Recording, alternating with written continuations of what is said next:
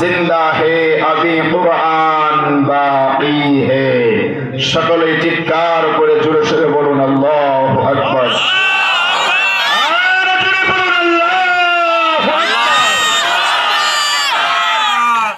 दो जहां की कामयाबी दो जहां की कामयाबी अगर तुझे दरकार है उसका दामन थाम लो जिसका मोहम्मद नाम है खिलाफ राह पैगंबरों खिलाफ राह पैगंबरों जो भी कदम उठाएगा ना कभी रास्ता मिलेगा ना कभी मंजिल मकसूद मिलेगा जन्नत में सब कुछ है मेरे भाई जन्नत में सब कुछ है लेकिन मौत नहीं है ठीक कि ना बोलो जन्नत में सब कुछ है लेकिन मौत नहीं है या कुरान में सब कुछ है लेकिन झूठ नहीं है जुड़े बोलो अल्हम्दुलिल्लाह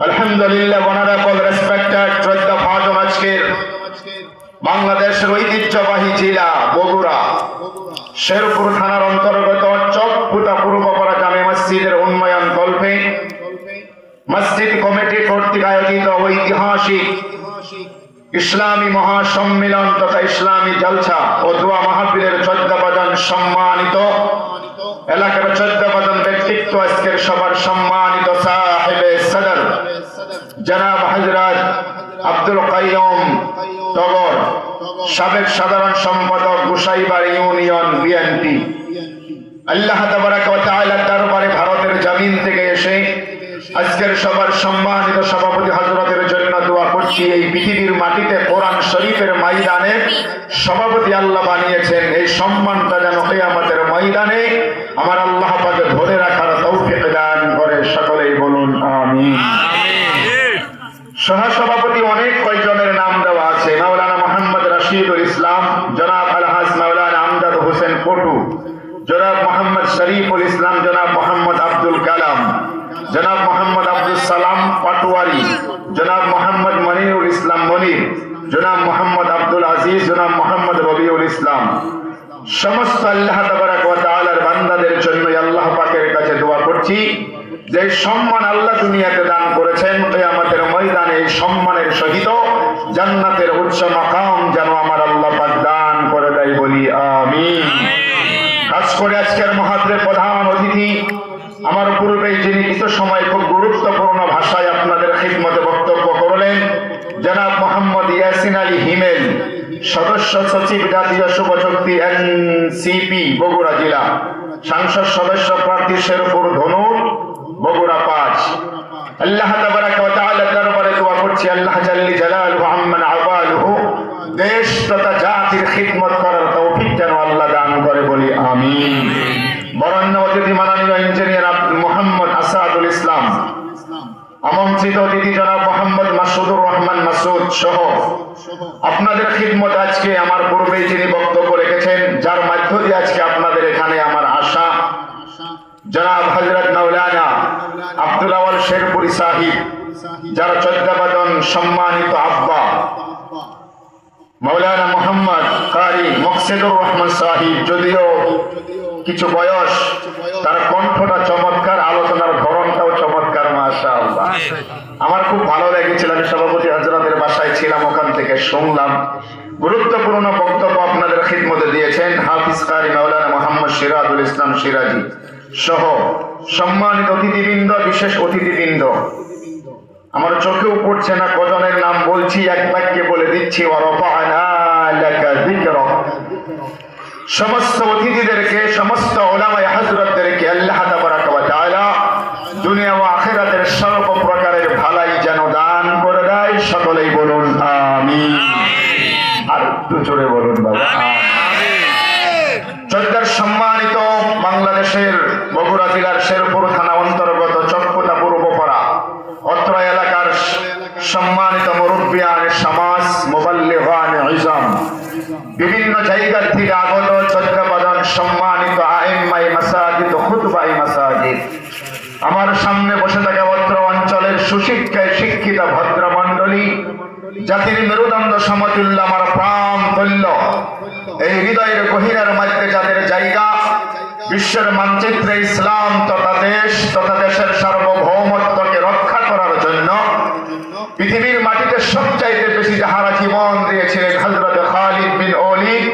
রাদিয়াল্লাহু তাআলা আনহুর উত্তরসূরি, হযরত ওমর ফারুক রাদিয়াল্লাহু তাআলা আনহুর উত্তরসূরি, এতটা অঞ্চলের সুশিক্ষিত আদরের মহব্বতের যুবক বন্ধু সকল, সম্মানিতা সর্বগুণে গুণান্বিতা শ্রদ্ধেয় মা এবং বোনেরা, অতি আদরের মহব্বতের স্কুল কলেজ তথা মাদ্রাসার ছাত্র ভাইরা, অতি মহব্বতের ছোট্ট ছোট্ট সোনামণিরা, প্রাণ প্রিয় বাংলাদেশবাসী, কথা বলার সূচনায় আমি আপনাদের খিদমতে একটি অনুরোধ করেছিলাম।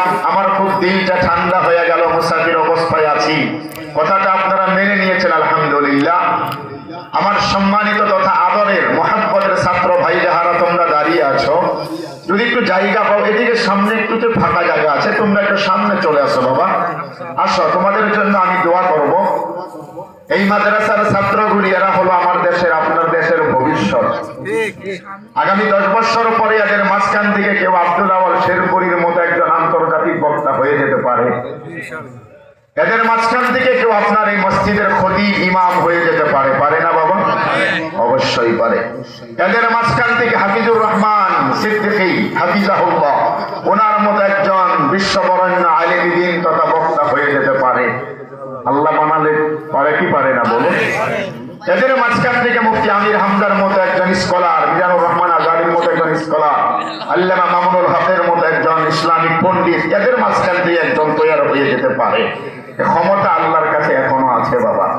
ছাত্রদেরকে ভালোবাসবেন, যেহেতু আজকে একটা মাদ্রাসার মাহফিল না, ও ব্যাপারে আমি কোথায় যাব না, যেহেতু ছাত্রদেরকে দেখে খুব মায়া লাগে। আপনারা হয়তো অনেকেই জানেন কিনা জানি না, পৃথিবী জুড়ে বিশ্বের মাটিতে বাংলাদেশ সহ ভারতবর্ষের বিভিন্ন জায়গায় কওমি মাদ্রাসাগুলি, মানে বিভিন্ন জায়গার মধ্যে কওমি মাদ্রাসাগুলি বন্ধ হয়ে যাচ্ছে। বিগত 1 বছর সময়ে আমার আসামে শুধু 327টা কওমি মাদ্রাসা সরকারে বন্ধ করে দিয়েছে। বুজুর্গ দোস্ত, আচ্ছা পরে যদি আসে তাহলে বলবো নি, অনেকে ফেসবুক লাইভ টাইভ চালান, আমি বিদেশি মানুষ, বিভিন্ন জট ঝামেলা থাকতে পারে। আল্লাহ আমাদের সবাইকে দ্বীনের জন্য যেন কবুল করে নেয় বলি আমি। সম্মানিত শ্রদ্ধার মুরব্বিয়ানের সমাজে দীর্ঘ সময় আপনারা এখানে বসেছেন, এখন দেখতে দেখতে প্রায় রাত্র 10টা 15 মিনিট নাকি? হ্যাঁ, এটা আমার ইন্ডিয়ান টাইম, আধা ঘন্টা লেট। জি জি, আপনাদের আধা ঘন্টা অ্যাডভান্স। কি বয়ান করব, কি ভাষা দিয়ে আপনাদেরকে বোঝাবো আমি তো ভেবে পাচ্ছি না ভাই। এত দূর থেকে এত কষ্ট করে আমি এখানে আসার কোনো রাস্তা ছিল না। আমার ভাই আপনাদের সবারই পরিচিত মাওলানা আব্দুল আওয়াল শেরপুরী সাহেব, ওনার সাথে আমার গত মাসে উমরার সফরে মোলাকাত, জীবনের প্রথম মক্কায় কাবা শরীফের সামনে ওনার সাথে মোলাকাত, কথাবার্তা হলো, চা নাস্তা হলো। উনি আমার ইউটিউবে বক্তব্য দেখলেন, আমিও ওনারটা দেখলাম।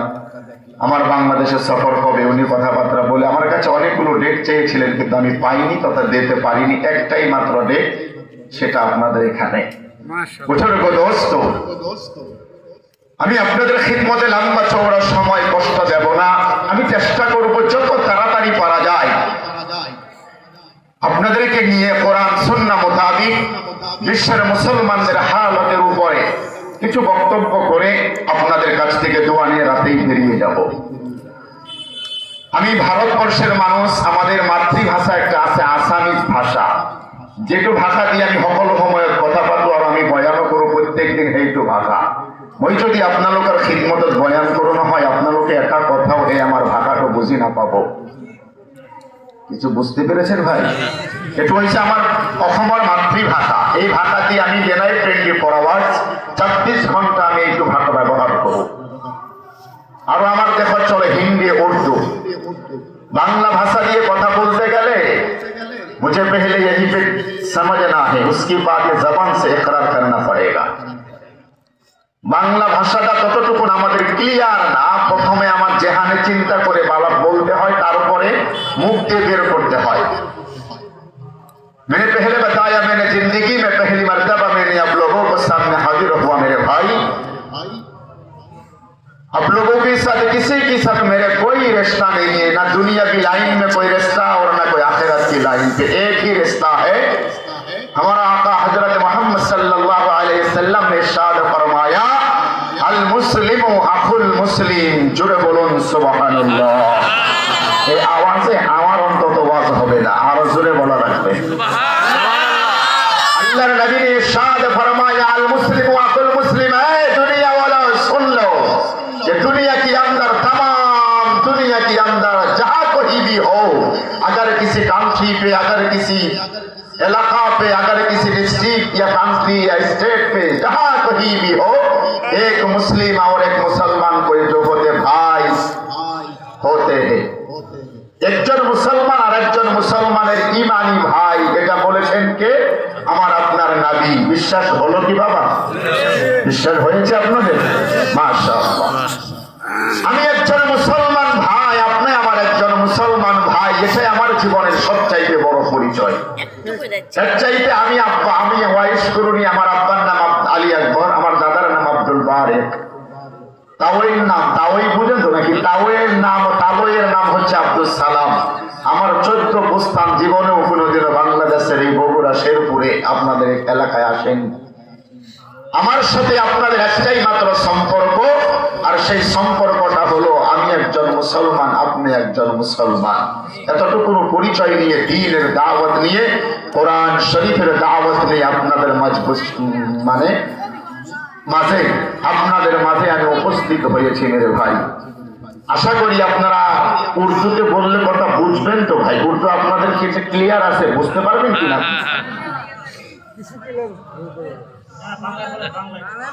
মানে যদি একটু উল্টা পাল্টা হয়ে যায় আমাকে ক্ষমার দৃষ্টিতে দেখবেন না। কারা কারা হাত তুলে তো দেখি।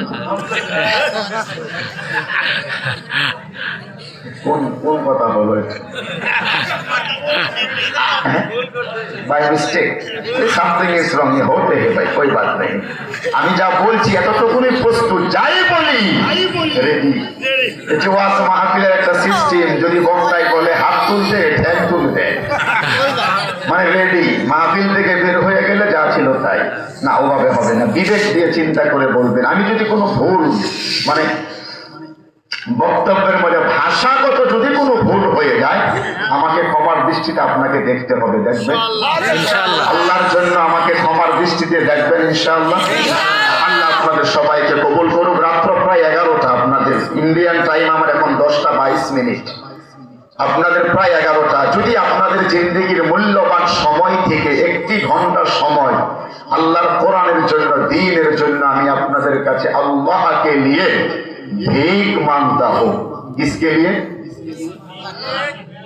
কিসের জন্য? আল্লাহর জন্য, আল্লাহর দ্বীনের জন্য 1 ঘন্টা ওয়াক্ত, मतलब 1 ঘন্টা সময় আপনাদের কাছে আমি ভিক্ষা চাইবো। দেবেন না যারা, তারা হাত তুলবেন যে বলে হুজুর কিছু সময় শুনবো, ভালো লাগলে থাকবো, নাহলে কেটে পড়বো। এটা হবে না। 1 ঘন্টা সময় আল্লাহর দ্বীনের জন্য। কিসের জন্য আবার বলুন? আর জোরে বলুন না। আল্লাহর জন্য দেবেন তো ইনশাআল্লাহ? কারা কারা দেবেন আমার সাথে একটু হাত তুলে আল্লাহকে দেখান তো দেখি। আমি সাক্ষী দিলাম আল্লাহ আপনাদেরকে কবুল করে নিতে। আপনারা খুব ভালো মনের মানুষ। আমার ভাই মাওলানা আব্দুল শেরপুরি সাহেব উনি বলেছিলেন, ভাই আমি তো থাকতে পারতেছি না, তবে আমার আশা আপনার আমার এলাকায় আসলে আপনার ভালো লাগবে। এটা উনি আমাকে বারবার বলেছিলেন। গতকালকে প্রত্যেক দিনই বলতেছে। সত্যি করে অন্তর থেকে আপনাদের জন্য দোয়া করছি, আল্লাহ তাবারাক ওয়া তাআলা দুনিয়া ও আখিরাতের সর্বপ্রকারের ভালাই যেন আমাকে সহ আপনাদেরকে আল্লাহ যেন দান করে দেয়। বলুন আমিন। আরেকটু জোরে বলতে হবে আমিন। কোরআনুল কারীমের সূরা আনফাল 2 নম্বর পারা 15 নম্বর পৃষ্ঠার 12 নম্বর লাইনের 6 নম্বর রূপের আয়াত নাম্বার 204, 204 নম্বর আয়াতের মাঝের অংশে 1000 বছর আগে আল্লাহ জানিয়েছেন ফাসতামিউ লাহু ওয়া আনসিতু। এখানে অসংখ্য উলামা একরাম, মাদ্রাসার ছাত্র ভাইরা, হাফিজ সাহেবান সকল এখানে আছেন। তাদের কাছে থেকে বিশ্বাস যদি না হয় আপনি জেনে নেবেন। আল্লাহ পাক জানিয়েছেন পৃথিবীর মাটিতে যখন তোমাদের সম্মুখে কোরআনুল কারীমের আয়াত তিলাওয়াত হয়, কোরআন থেকে যখন তাফসীর তরজমা ব্যাখ্যা বিশ্লেষণ যখন আরম্ভ হয়ে যাবে, বান্দা অ্যাটেনশন লাগাও, অ্যাটেনশন ডালো, গুরুত্ব দাও, চুপচাপ হয়ে সাইলেন্ট হয়ে আমি আল্লাহ পাকের কোরআনুল কারীম পৃথিবীতে শুনতে থাকো। কি হবে? লাআল্লাকুম তুরহামুন। আল্লাহ বলে আমি আল্লাহ তোমাদের উপরে রহম নাজিল করব। আল্লাহর রহমতের দরকার আমার প্রচুর আছে। আমি ভারতের মুসলমান, তো আল্লাহর রহমত ছাড়া ভারতবর্ষের 30 কোটি মুসলমান এক সেকেন্ড আমরা বেঁচে থাকতে পারবো না। আর এখন যে হালতে আছি আল্লাহ আমাদেরকে বাঁচিয়ে রাখছেন, এছাড়া পৃথিবীতে আমাদের আর কোনো দোস্তি নাই। আশা করি কথাটা বুঝতে পেরেছেন। আমি শেষের দিকে কিছু বলবো, অনেকে ফেসবুক লাইভ ভিডিও করছেন, সেগুলো যখন বন্ধ করবেন তখন, এখন না। বুঝুন দোস্ত, আল্লাহ পাকের রহমতের আশায় যারা বসে আছেন, এটাই দুনিয়ার সিস্টেম। যারা দাঁড়িয়ে আছেন, আরেকবার বলবো, দুবার বলছি, দুটো পায়ে ধরে যদি আপনার একটু বিবেকে সাপোর্ট করে, নিজেকে কষ্ট না দিয়ে একটু বসুন প্লিজ। আর যদি চলে যাবেন না, প্রয়োজন ওখানে দাঁড়িয়ে থাকেন, তাও কোরআনের কথা শোনেন, চলে যাবেন না। ভালো লাগলে বসুন, আর যদি মনে চাই যে আমি দাঁড়িয়ে শুনেই আমাকে ভালো লাগছে, নিজেকে ফিট মনে হচ্ছে, তাহলে দাঁড়িয়ে শোনো, অসুবিধা নেই। বুঝুর্গ দোস্ত, কথা বলার সূচনায় একটিবার আল্লাহ পাকের দরবারে শুকরিয়া আদায় করি। আমি দিন থেকে আপনাদেরকে সঙ্গে করে নিয়ে ওই আল্লাহ পাকের দরবারে শুকরিয়া আদায় করছি যে আল্লাহ সুবহানাহু ওয়া তাআলা অশান্তময় পৃথিবী এখন চলছে। আপনারা জানেন কিনা আমি জানি না, বিশ্বময় এক অশান্তির বেড়াজালে পৃথিবীতে আমরা আবদ্ধ হয়ে গেছি। আমাদের একটাই মাত্র অপরাধ বিশ্বর মুসলমানদের, সেটা হলো আইয়াকুলু রাব্বুনাল্লাহ। আমরা আল্লাহকে আল্লাহ বলে মেনে নিয়েছি, তাছাড়া কোনো অপরাধ আমাদের নাই। আরেকবার রিপিট করছি, কথাটা ব্রেন থেকে ঢুকিয়ে দিলে ঢোকাবেন। আমি মুসলমান ওয়াইশ করুনি, আমার বাড়ি ভারতবর্ষের আসাম রাজ্যের বরপেটা জেলা। একটাই মাত্র আমার অপরাধ দুনিয়াতে, আমি কেন মুসলমান হয়ে আল্লাহকে ডাকি। এছাড়া যদি কোনো মন্দিরে গিয়ে ঘন্টি বাজাতাম, তাহলে আমার পৃথিবীতে কোনো অসুবিধা ছিল না। আজকে দুনিয়ার মুসলমানদের উপরে অন্যায়, অত্যাচার, জুলুম আর নির্যাতনের স্টিম রুলার চলতেছে। অপরাধ মাত্র একটাই, পৃথিবীতে আমরা আইয়াকুলু রাব্বুনাল্লাহ, আল্লাহকে আল্লাহ বলে মেনে নিয়েছি, এটাই মাত্র আমাদের অপরাধ, দ্বিতীয় কোনো অপরাধ নাই। সম্মানিত প্রিয় হাজিরিন, মাইকের আওয়াজ যাহারা শুনতে পাচ্ছেন, এত সময় অনুরোধ করছি, যাহারা বাজারের মধ্যে দোকানের সামনে একদিকে বসে আছেন, আগামীকাল বাজার থাকবে, আপনার এলাকাও থাকবে, রাস্তাও থাকবে, আপনার বাড়িও থাকবে। আল্লাহ সাক্ষী, আমি ওয়াইজ করুনি, আগামীকাল এই জায়গার মধ্যে বসে থাকবো না। এই সময়টা আমার পঞ্চগড় মাহফিল আছে, পঞ্চগড়, রাতে বেরিয়ে যাবো। বুঝুর্গ দোস্ত, যাহারা এখনো বাজারের মধ্যে আছেন, আপনাদের দুটো পায়ে ধরে অনুরোধ করছি, কাইন্ডলি রিকোয়েস্ট যেটাকে বলা হয়, হার্টলি রিকোয়েস্ট, আপনাদেরও দুটো পায়ে ধরে অনুরোধ করছি, কিছুটা সময়ের জন্য একটু ভিতরে চলে আসুন। আশা করি ভালো লাগবে। কোরআনের কথা যদি পৃথিবীতে আপনার কাছে ভালো না লাগে, আপনার মতো মানুষ আর কি বলবো, দুনিয়াতে কোথায় গিয়ে ভালো লাগবে বলেন? লাগার কোনো জায়গা আছে? নাই নাই নাই নাই। বিশ্বাস করলে ভালো, না করলে আপনার কপাল। কোরআনের কথা যদি পৃথিবীতে একজন মুসলমানের কাছে ভালো না লাগে, এর চাইতে দুর্ভোগী, এর চাইতে কি বলে এটাকে, বদ কপাল, খারাপ কপাল বলা দুনিয়াতে আর কেউ নাই। আল্লাহর রহমত আমাদের উপর।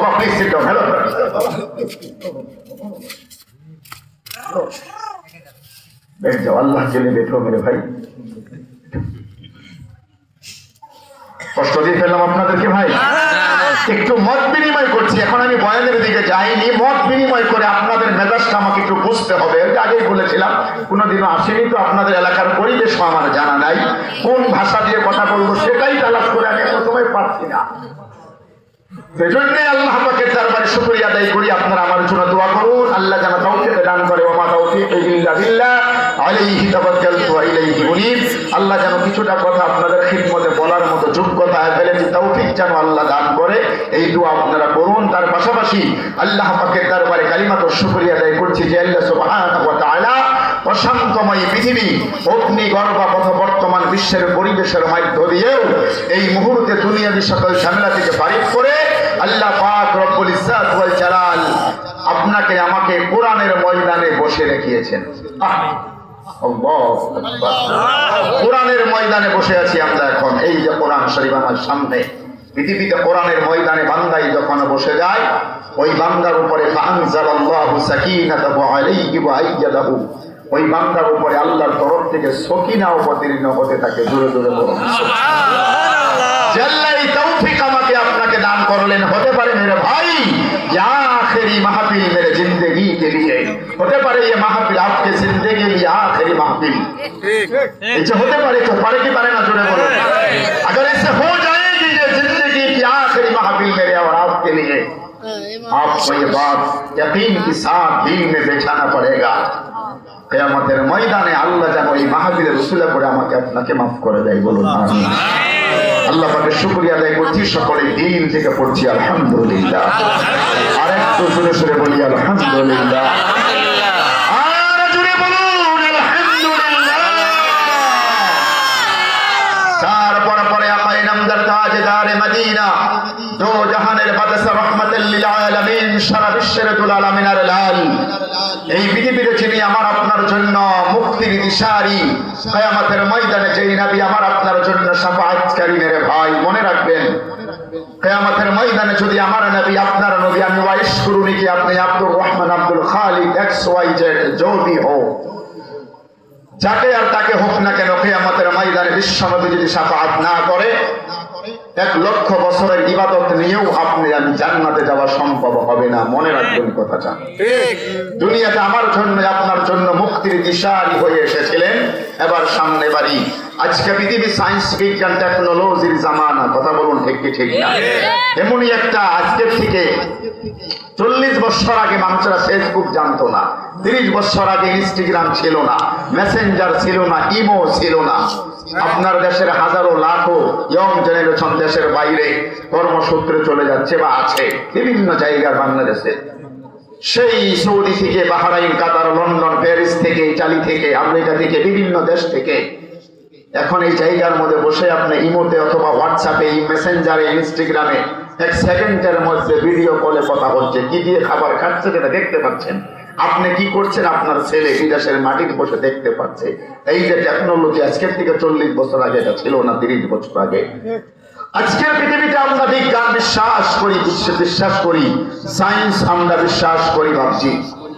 দুনিয়ার মাটিতে বিশ্ববিখ্যাত বিজ্ঞানীরা এই মুহূর্তে ডক্টর এডউইন হ্যাবেলের মতো বিশ্ববিখ্যাত সায়েন্টিস্ট, ডক্টর মাইকেল এইড হার্ডের মতো বিশ্ববিখ্যাত বিজ্ঞানী, ডক্টর জর্জ বার্নাসের মতো বিশ্ববিখ্যাত বিজ্ঞানী, ডক্টর লরেন বুকের মতো বিশ্ববিখ্যাত সায়েন্টিস্টেরা আমার আপনার নবীর এক একটা জিন্দেগির সুন্নাত তথা চরিত্রের উপরে, লাইফস্টাইলের উপরে রিসার্চ করে করে করে করে করে করে এই দুনিয়াতে মুসলমান হয়ে যাইতেছে। জোরে জোরে বলুন সুবহানাল্লাহ। আর একটু পিছনের ভাইরা বলেন সুবহানাল্লাহ। আজকে পৃথিবীর বিজ্ঞানীরা আমার আপনার নবীজির চরিত্র মাধুর্যের উপরে রিসার্চ করে, গবেষণা করে করে দুনিয়ার মাটিতে কলেমার পতাকা ধারণ করে মুসলমান হয়ে যাইতেছে। আর আমরা মুসলমান, ভারতবর্ষের তথা বাংলাদেশের মুসলমান ইয়ং জেনারেশন যুব বন্ধুদের চরিত্র কি হচ্ছে? নষ্ট। বলেন, চরিত্র নষ্ট। নিচের দিকে যাচ্ছে না উপরের দিকে যাচ্ছে? এমন এমন স্টাইলে চুল কাটে, ভাল্লুক পর্যন্ত লজ্জা পেয়ে যায়, বলে আমি ভাল্লুক না তো ভাল্লুক।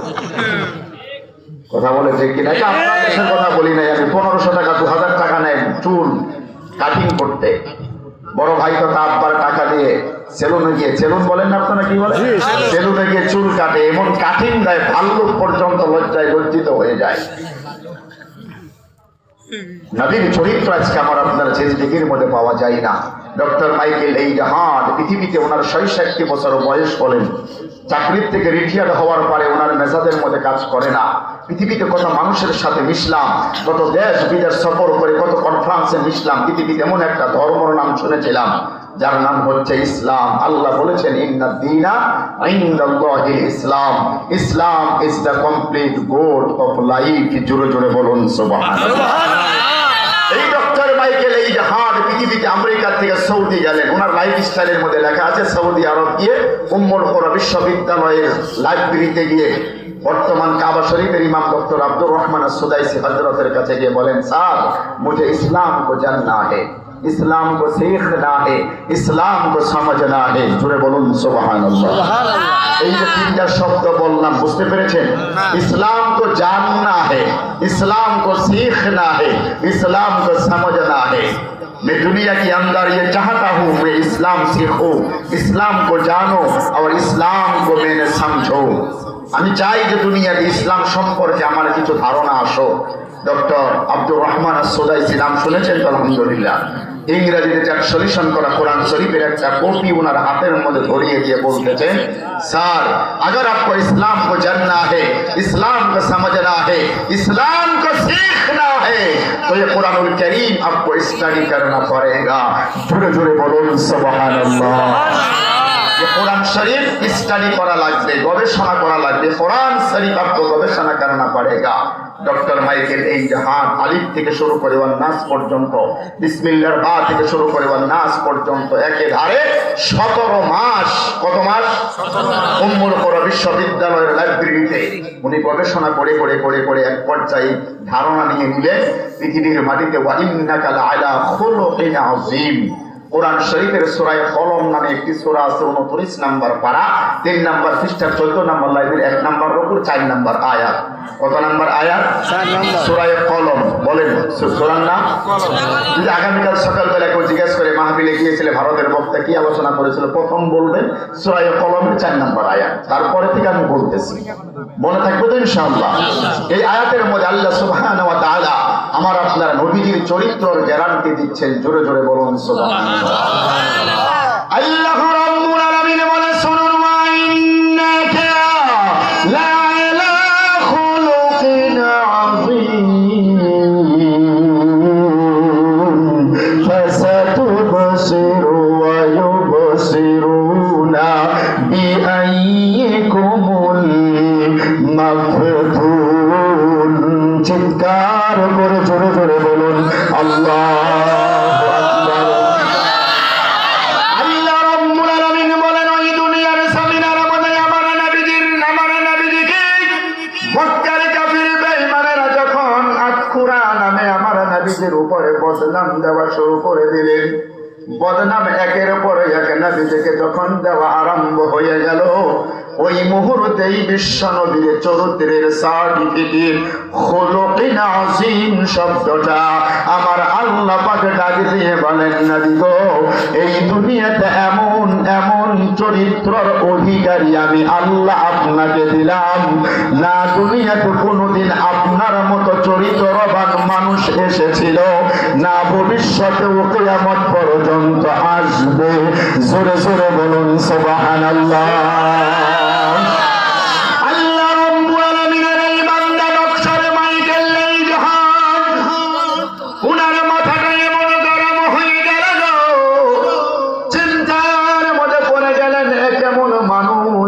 মানুষটার চরিত্র আমাকে স্টাডি করতে হবে। আল্লাহর নবীর জন্ম, নবীজির শৈশবকাল, নবীজির বাল্যকাল, নবীজির যৌবনকাল, নবীজির বার্ধক্যকাল, নবীজির অর্থনীতির জীবন, নবীজির পারিবারিক নীতির জীবন, নবীজির সমাজ নীতির জীবন, প্রত্যেকটা নীতিমালার মোড়ে মোড়ে বাঁকে বাঁকে স্টাডি করে করে করে করে ডক্টর মাইকেল এই জাহান বলে দিলেন, and verily Muhammad sallallahu alayhi wa sallam are on excellent standard of character. চিৎকার করে জোরে জোরে বলুন সুবহানাল্লাহ। এই দুনিয়াতে এই কথা একজন বিজ্ঞানী হয়ে পৃথিবীর মাটিতে ইহুদি হয়ে একজন ইহুদি দুনিয়ার সামিনের মধ্যে সারাটা জীবন ইসলামের বিরোধিতা করে জীবনের শেষ মুহূর্ত পর্যন্ত আমার আপনার নবীজির চরিত্র মাধুর্যকে স্টাডি করে গবেষণা করে করে এই কথাটা পৃথিবীতে বলতে বাধ্য হয়েছেন বলে, Muhammad sallallahu alayhi wa sallam are on an excellent standard of character. জোরে জোরে বলুন একবার মারহাবা, আর জোরে বলুন না মারহাবা। ডক্টর মাইকেল জাহান আরো বলেন, পৃথিবীতে একজন বাবা হিসাবে, একজন স্বামী হিসাবে, একজন নেতা হিসাবে, as a commando, as a teacher, as a father, Muhammad is the Superman of the world. জোরে জোরে বলুন সুবহানাল্লাহ। এই মুহাম্মদের মতো একজন ভারতী স্যার দুনিয়াতে দ্বিতীয় কেউ হতে পারে নাই। মুহাম্মাদুর রাসূলুল্লাহর মতো ভালো একজন স্বামী, মুহাম্মাদুর রাসূলুল্লাহর মতো ভালো একজন বাবা, মুহাম্মাদুর রাসূলুল্লাহর মতো ভালো একজন নেতা। Muhammad is the Superman of the world. তামাম পৃথিবীর মধ্যে সবচাইতে উচ্চ মানের মানুষ। জুড়ে বলুন সুবহানাল্লাহ। উনি আরো বলতে গিয়ে ধাপে এগিয়ে গিয়ে বললেন যে আমি বিশ্বনবী মুহাম্মদ সাল্লাল্লাহু আলাইহি ওয়াসাল্লামের জন্মের থেকে নিয়ে শৈশবকাল, তার বাল্যকাল, তার বার্ধক্যকাল, সমাজনীতির জীবন, প্রত্যেকটা নীতিমালার মোড়ে মোড়ে বাঁকে বাঁকে ঘুরে ঘুরে এই কথাটা দেখলাম যে দুনিয়াতে ৬৩টা বছর বেঁচে ছিলেন। এই ৬৩টা বছরের মধ্যে তার মেয়ে, তার ছেলে, তার পুত্র, তার বন্ধু, তার বন্ধু বান্ধব এবং তার আত্মীয় স্বজন, তার স্ত্রীদের সাথে তামাম জিন্দেগিতে ৬৩টা বছরের জীবনে একটাও মিথ্যা কথা বলে নাই। ঘুমান আপনারা? ঘুমাচ্ছেন?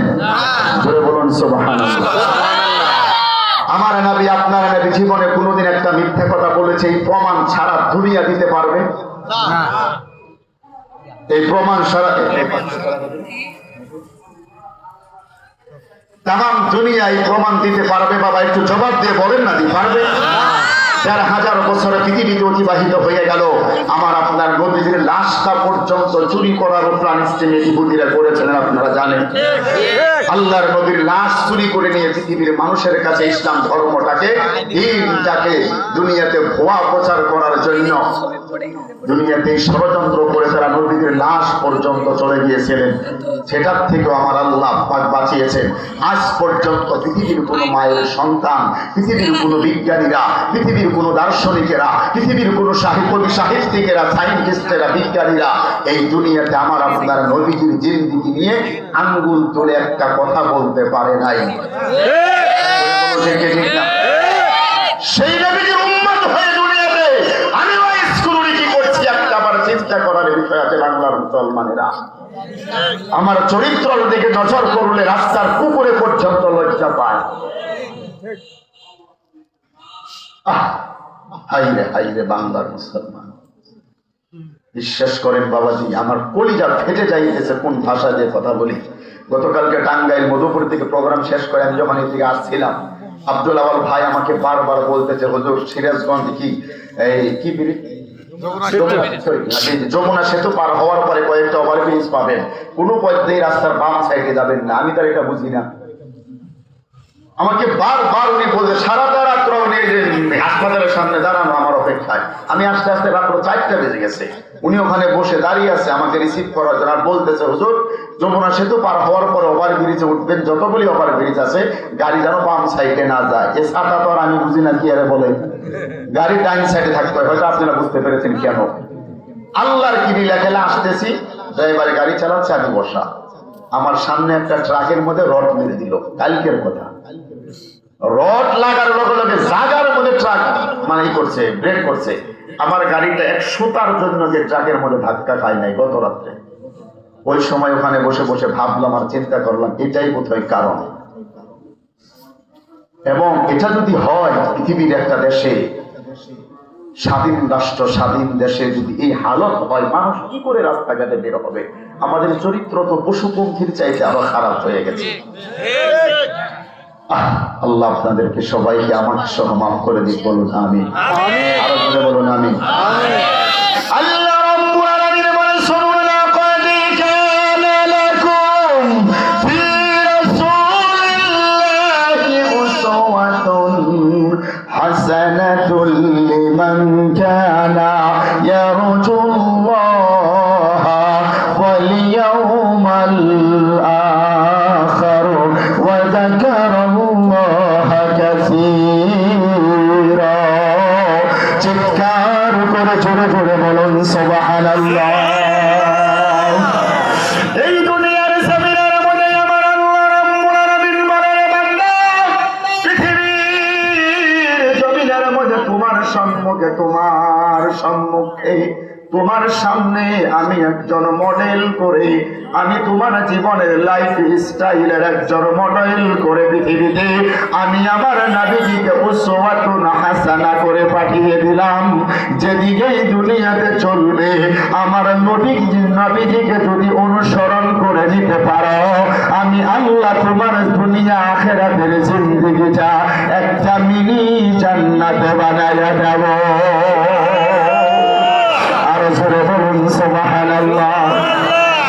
নবী আমার এই দুনিয়ার সামিনের মধ্যে আপনারা জানুন, বিশ্ব নবী আমার জন্মের পরে যখন মা আমিনার কোলের মধ্যে গাখীর তথা দুধ বলেন আপনারা দুধ পাচ্ছিল না, মিল্ক পাচ্ছিল না, আল্লাহর নবীকে সুপুর্দ করা হলো হযরত হালিমাতুস সাদিয়ার হাতে।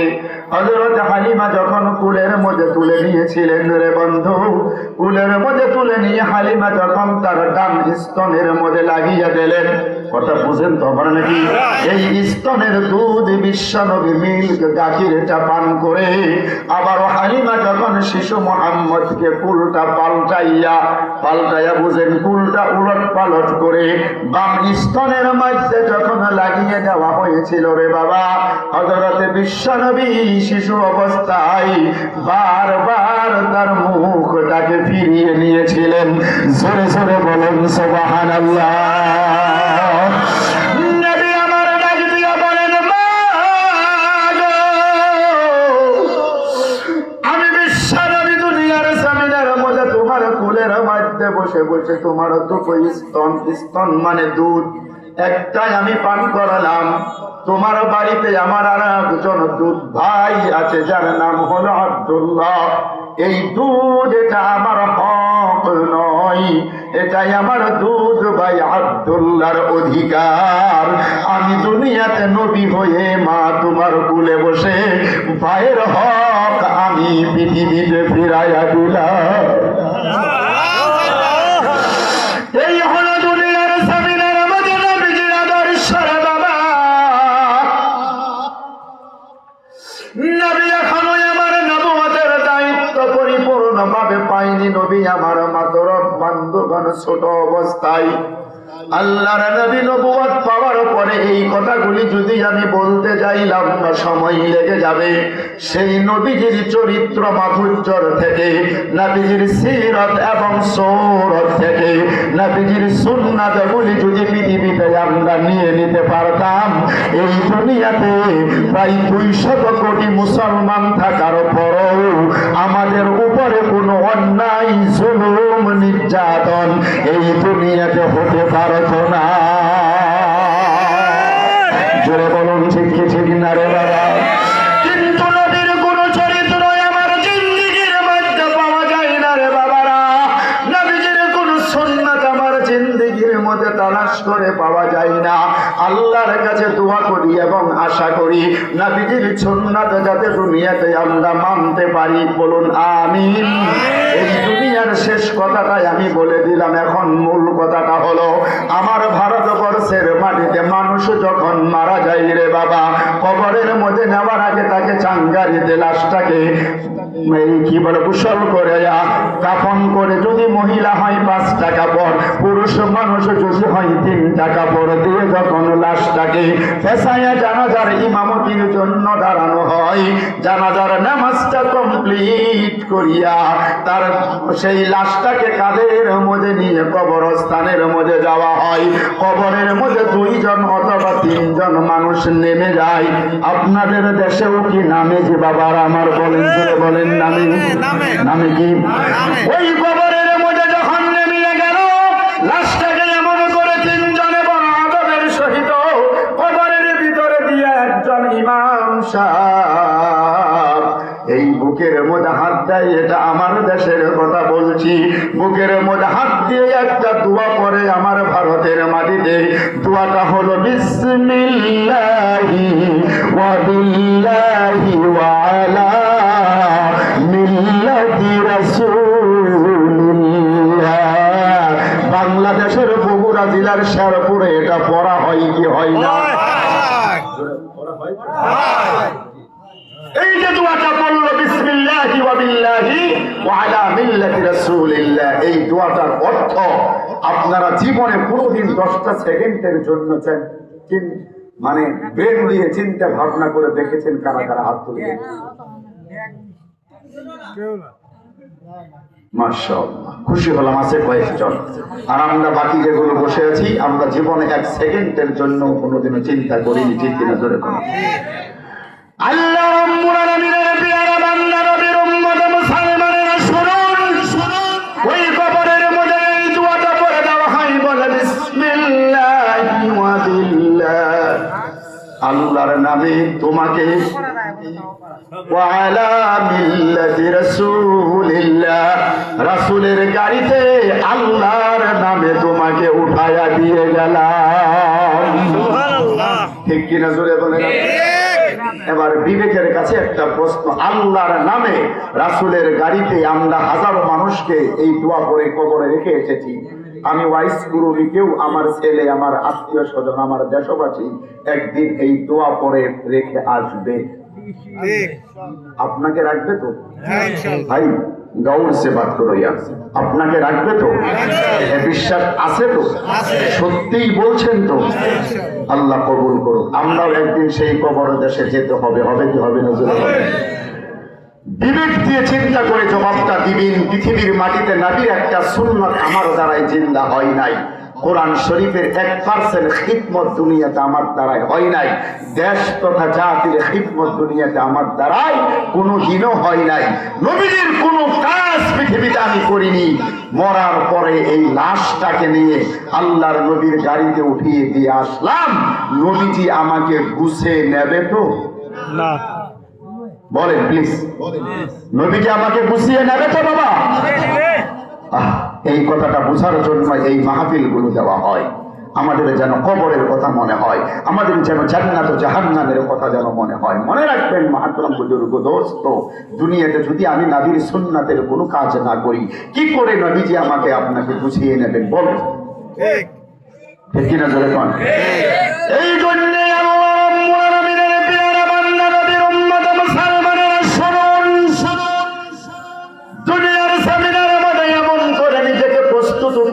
হবে, নিজেকে আমাদেরকে এমন করে রেডি করতে হবে, কবরের মধ্যে যাওয়ার লগে লগে যেন বলা যখন মানকির নাকিরের প্রশ্ন চলে আসবে, মার রব্বুকা মা দীনুকা মান নাবিয়ুকা ওয়া তাবা মান হাযার রাজুল, আমরা যেন বলতে পারি রব্বি আল্লাহ, আমরা যেন বলতে পারি দীনুনা ইসলাম, আমরা যেন বলতে পারি মুহাম্মাদুন নাবিয়ুনা সাল্লাল্লাহু আলাইহি ওয়াসাল্লাম। কথা বলুন জোরে, ঠিক কি ঠিক না রে বাবা? এই জায়গার মধ্যে যারা বসে আছেন আল্লাহর বান্দা মুসলমানেরা, দিলটা মনটা নরম করে দিয়ে জাহানটাকে মদিনার জমিনের দিকে এবার ঘুরিয়ে দেন, দিলটা নরম করুন, মনের দিলের কানটা খুলে দিয়ে জাহানটাকে মদিনার জমিনের দিকে ঘুরিয়ে দেন রে বাবা। 11:30 বেজে গেছে, তাহাজ্জুদের সময় চলে আসতেছে বন্ধুরা। দিলটা মনটা আবার বলি নরম করে দিয়ে এই জাহানটাকে মদিনার জমিনের দিকে ঘুরিয়ে দেন। লাশটাকে যখন কবরের মধ্যে শাহিদ হয়ে গেল, কবরের মধ্যে যখন তাকে রাখা হলো, দেখবেন কবরের চতুর্দিকে সমস্ত মানুষেরা হাতের মধ্যে বালু অথবা মাটি, মাটি বলেন তো, নিয়ে দাঁড়িয়ে আছে।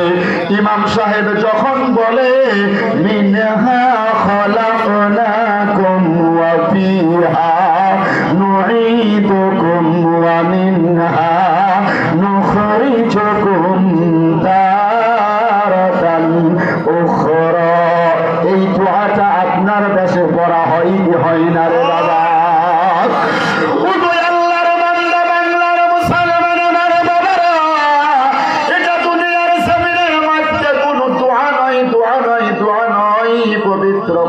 শরীফের সূরা তাহা 16 নম্বর পারার মধ্যে, সূরা তাহার আয়াত নাম্বার 55, 55 নম্বর আয়াত এটা। জোরে জোরে বলুন সুবহানাল্লাহ। এগুলো মানুষ এই জায়গার মধ্যে বসে আছেন রে বাবা, নিজের বাবাকে কাঁধের মধ্যে নিয়ে, নিজের মাকে কাঁধের মধ্যে নিয়ে কবরে চলে গেছেন, নিজের হাতে মা বাবাকে দাফন করেছেন, এমন মানুষ আছে না নাই রে বাবা? অবশ্যই জায়গার মধ্যে বসে আছেন, মা এবং বাবার লাশটা কবরের মধ্যে দিয়ে দিলেন, উপরে বাঁশ দিয়ে দেওয়া হলো ধারাগুলো দিয়ে। এই যে দোয়াটা কোরআন শরীফের সোনালী আয়াত, একবার আমার সাথে সকলেই তিলাওয়াত করুন, বলুন মিন্না খলাকনাকুম ওয়া ফিহা নুঈদুকুম ওয়া মিনহা নুখরিজুকুম তারাতান উখরা। সূরা সূরা বলুন আল্লাহু আকবার। আল্লাহ রাব্বুল আলামিন বলে, দুনিয়ার মানুষেরা শুনো, তুমি তোমার বাবার কবরের মধ্যে মাটিটা দিবে, এই জন্য হাতের মধ্যে মাটি নিয়ে তুমি রেডি হয়ে আছো, প্রস্তুত হয়ে আছো। বান্দা ওয়াইস করুনি, বান্দা আব্দুর রহমান আব্দুল খালেক মনে করো, তোমার বাবার কবরের মধ্যে মাটিটা দেবে, ব্যাপারটা এমন না সেই মাটিটা তোমার হাতের মধ্যে নিয়ে নিয়ে এই আয়াতটা তিলাওয়াত করছো। আল্লাহ বলে, বান্দারে মিনহা খলাকনাকুম, এই মাটির দ্বারাই বান্দা তোমাকে আমি আল্লাহ পাকে বানিয়েছি। ঠিক জোরে বলুন আপনারা। আজকে তোমার বাবাকে কবরের মধ্যে সময় দিল, মাত্র কিছুটা সময়ের ব্যবধানে আমি আল্লাহ তোমাকেও এমন ভাবে, attention please, আল্লাহ বলে আজকে তুমি তোমার বাবাকে মাকে শোয়াইয়া দিলা, সময়ের ব্যবধানে কিছু সময় পর, কিছু বছর পর, কিছু মাস পর এই কবরের মধ্যে আমি আল্লাহ তোমাকে এমন ভাবেই শোয়াইয়া দেব। জোরে বলুন কথা ঠিক কি ঠিক না রে বাবা? আল্লাহ রাব্বুল আলামিন বলে, আইনামা তাকুনু ইউদরিকুমুল মাউতু ওয়ালাউ কুনতুম ফি বুরুজিন মুশাইয়াদা। এখানে মউতের কথা আছে, অন্য জায়গার মধ্যে আল্লাহ বলে কুল্লু নাফসিন যায়িকাতুল মাউত, অন্য জায়গার মধ্যে আল্লাহ বলে কুল ইন্নাল মাউতাল্লাযী তাফিরুনা মিনহু ফাইন্নাহু মুলাকীকুম সুম্মা তুরাদ্দুনা ইলা আখিরি আয়া। এভাবে মউতের কথা কোরআন শরীফের বিভিন্ন জায়গার মধ্যে আছে না নাই রে বাবা? জোরে কোন আপনারা। এই দুনিয়ার জমিনে ছেড়ে আমাদেরকে চলে যাইতেই হবে। পৃথিবীর জমিনের মধ্যে কোন নবী রাসূল থাকতে পারে নাই, ফেরাউনের মতো মানুষ দুনিয়ার জমিনের মধ্যে থাকতে পারে নাই রে বাবা, নমরুদের মতো মানুষ দুনিয়াতে থাকতে পারে নাই, উজির হামানের মতো মানুষ পৃথিবীতে থাকে নাই, সাদ্দাদের মতো মানুষ দুনিয়াতে বেঁচে থাকে নাই। কথা বলেন জোরে ঠিক কি ঠিক না? এই দুনিয়াতে কারুনের মতো মানুষ ধনাঢ্য ব্যক্তি পৃথিবীতে বেঁচে থাকতে পারে নাই। আবু জেহেলের মতো মক্কার প্রেসিডেন্ট, তিনিও দুনিয়াতে বেঁচে থাকতে পারে নাই, পারে নাই, পারে নাই। এবার আসুন আমার আপনার নবী দু জাহানের বাদশা বিশ্ব নবীও দুনিয়াতে থাকতে পারে নাই। কথা বলেন জোরে ঠিক কি ঠিক না রে বাবা? এই জন্যই আল্লাহ রাব্বুল আলামিনের পেয়ারা বান্দা, বাংলার মুসলমানেরা, যদি প্রয়োজন পড়ে যায় রে বাবা, এ ভাই, এ ভাই, এ চাদর বলো ভাই, ভাই please, no no no no no, ভাই প্লিজ যাবেন না। কোথায় যাচ্ছেন এখন? জি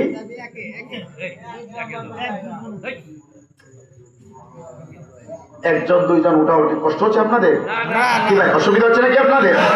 আমি আপনার কাছে থেকে 1 ঘন্টার সময়ে ভাই ভাই ঠিক থাকান, ও ভাই 1 ঘন্টার সময় আমি আপনার পায়ে ধরেছে এনেছিলাম। আমার ভিতরে কোনো প্যান্ট ড্রাইভ নাই, নতুন জায়গা, কত চিন্তা করে কথা বলতে হয়, আল্লাহ দিলে তো আমি বলতে পারবো। কবরের কথা শুনে কি আপনাদের ওয়াজ খারাপ লাগতেছে না? আমাকে অনেকেই বলে যে হুজুর জিহাদের বয়ান করে। আরে ভাই, আমি জিহাদের বয়ান করলে এখানে ভূমিকম্প শুরু হবে, কিন্তু আমাকে তো বেরিয়ে যেতে হবে, যেতে হবে না? এই জায়গার মধ্যে রর মানুষ, ইসকনের মানুষ, বিভিন্ন সংগঠনের মানুষ নাই, এ কথা আপনি বলতে পারবেন? থাকতে পারে কি পারে না?